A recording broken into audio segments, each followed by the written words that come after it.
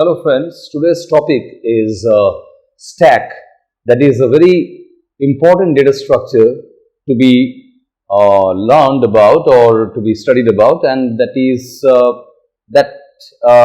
helps us to apply the data structure in many walks of life. And today I am going to just give you a brief overview of what is a stack and some primitive operations associated with that linear data structure. So, stack can be defined as a linear data structure in which the elements, in which any sort of data elements, whether it be integers or any other elements of other data types, are stored in an order as is to resemble in the real world as a stack of plates, a stack of books, a stack of files, like that. So, it can be thought of as a real world application in the world of computer science. In the real world, we can see some examples of, suppose, 10 plates stacked over a table. And if you want to take out one plate from that, the normal operation would be the plate which was placed last on the stack. So, the last inserted element will be always taken out from the stack, and the first inserted element will be always taken out at the last. So, in that sense, our data structure stack also performs in a similar manner, rather in the same manner, and that helps us to tell you that the stack has a discipline of LIFO, that is last in, first out. So, stack is a LIFO data structure. The stack has a discipline of LIFO, that is L stands for last, I stands for in, last in, F stands for first, O stands for out. So, last in, first out. So, you need to just memorize this acronym in order to understand that what is the discipline the stack data structure maintains. So, it is a last in first out data structure. Just if I write like this, suppose this is an array. Array has got many positions. The first element of the array will be inserted here, then the next element will be inserted over here, then the next element will be inserted over here, then over here, and so on and so forth. And when we insert the elements in the stack, we always insert the element from the bottom to top. So, that operation is bottom to top operation, and when we take out any elements from the stack, we cannot take out any elements from in between or from the bottom. We have to take out the elements from the top position first, followed by the next to top position, and so on and so forth. So, the operation of taking out elements from the stack or retrieving some data out of the stack or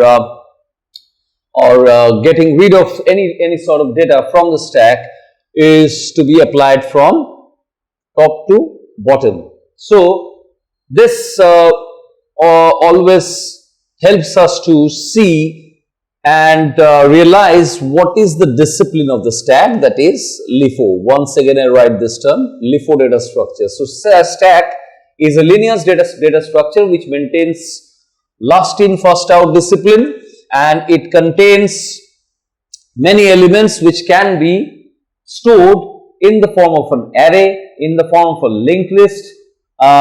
So, it can be implemented in many ways. So, today our explanation will be based typically on the array data structure, that is stack will be implemented as an array in our video, in this video rather, and we will go on to explain stack in the light of the other data structure, that is the linear linked list, that can be also discussed later on in our later videos. So, today I am just going to explain stack in the light of array. So, now the stack has an important parameter to be reckoned with.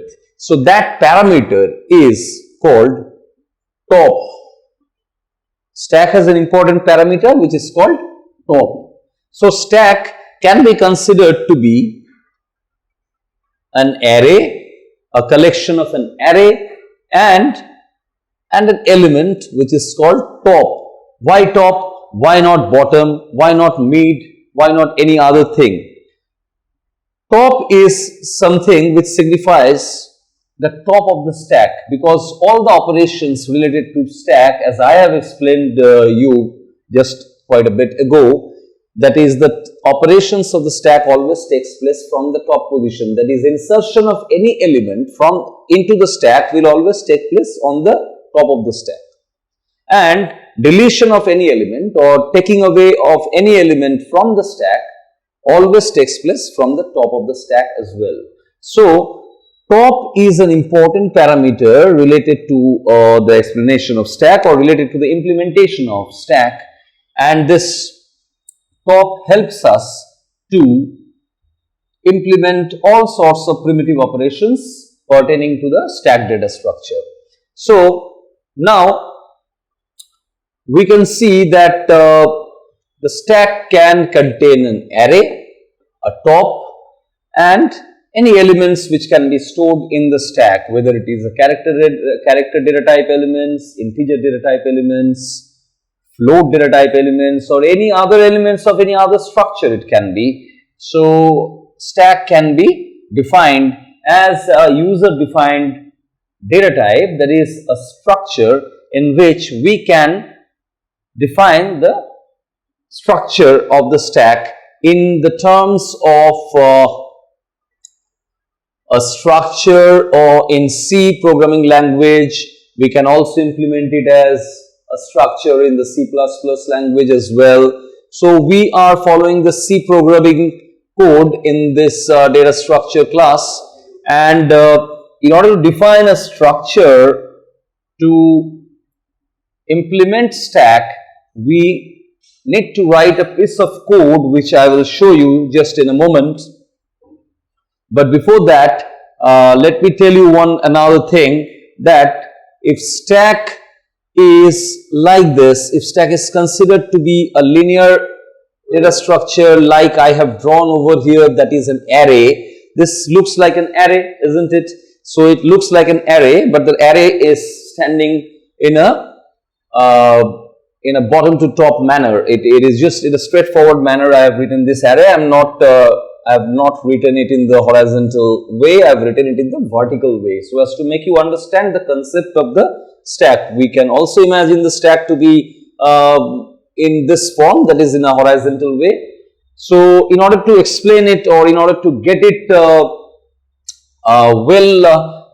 well understood, I have implemented this stack as an upright data structure or a vertical data structure, so as to make you understand more easily. So this can be a stack containing, say, about 4 elements. These ticks which I have given over here, the checks which I have given over here, can be thought of as elements inside the stack. So in particular, in this snapshot, if you just consider this to be a snapshot of a stack at a particular instant, we can see that there are 4 elements in the stack, and the top element is obviously this one, the bottommost element is obviously this one, and there are 2 elements in between the top and the bottommost elements. The operations of insertion and deletion of elements will always take place from the top position. That's why we have to maintain this important parameter top in the structure of the stack. So in this case, if we go on to insert any element that has a specific name associated with it, so insertion of an element in stack is always known as the push operation, and deletion of an element, that is taking away of any element from the stack, is always called the pop operation. So we can just consider this push to be a function and pop to be a function, and we'll write codes on these primitive operations in the form of lines of code, in the form of rather a function definition. One will be called a push function definition, and another will be called the pop function, and we will write those two later on. First, let me write what is the structure definition of a stack, how to declare a stack in the form of a structure. So let's get started with writing the structure of the stack. Suppose I want to implement stack as an array over here, as an array. In that we can define the structure of the stack in this way, like this: type def struct. Struct is the keyword. Suppose I say the name is like this, stack. Type def struct stack. We will take, suppose we are taking an integer array, int a 1000. Suppose we can store 1000 elements in the stack to a maximum extent, and another variable will be always there, that is top, and we will write stack over here. Now friends, I am just going to give you an overview of how the top is to be taken in this stack as an array. Suppose I draw a stack like this. This has some positions like this. You can consider this to be a stack containing an array of 1000 elements. So this is the first position, 0, 1, 2, 3 and so on. And in this case, when the stack has no elements, that is, the stack is empty, how to consider, how to just define the empty condition of a stack, how to determine the empty condition of a stack. Suppose this, you can see the stack to be empty. So there is an important parameter I have told you before, that is top, this one. So just we have to imagine the top in this case to be 1 less than the index of the beginning of this stack. So the stack starts from suppose the 0 position, and in this empty position the top will be logically thought to be somewhere around here, that is below 0, that is -1. We consider top to be -1 in case of the stack when the stack is empty. So why we have done like this? Suppose, see, if we would have taken the top to be this position, that would have been a wrong thing, that would have been a mistake on our part, because top signifies the position of the topmost element of the stack. So since there are no elements, on this linear data structure, as you can see, this is an empty stack, so there are no elements. So if we just designate this 0 position to be the top position, that will be a totally misconception, that will lead to misinterpretation and misunderstanding. So that will be totally wrong, because there are no elements. So if the topmost element position is to be determined by the position of 0, is to be denoted by this position 0, it would be meaningless. So since there are no elements in the stack, we cannot denote this top position to be 0 or 1 or 2 any other, because there are no elements in the 0 position. So that's why we take this top to be -1, and when we go on to push any element into the stack, that is the insertion operation into the stack, which is known as the push operation. If we want to insert some value into the stack, then we need to increment this top is equal to -1 by unity, and after incrementing, the top will come over here. The top will be -1 plus 1, that will be 0. The top will be incremented before the insertion operation, before the push operation. So we will just do a pre-increment before Why pre-increment? Before insertion of the element into this position. So we need to increment this -1 by unity. It will become 0. The top will then come over here. Then the top will be 0 and then the new element will be inserted over here. So in this position, the top element is now, the top is now 0 because we have one element at the bottommost position. So this bottommost position is the topmost position of the stack when there is only one element. So in that case, the top will be 0 after the insertion of one element, and before that top will be always -1 in order to handle this sort of concept. So this is an important concept in order to write the function, in order to write the push function of the stack data structure. So this is to be borne in mind. And suppose I am just telling the opposite thing, that is, suppose you you can do another push operation.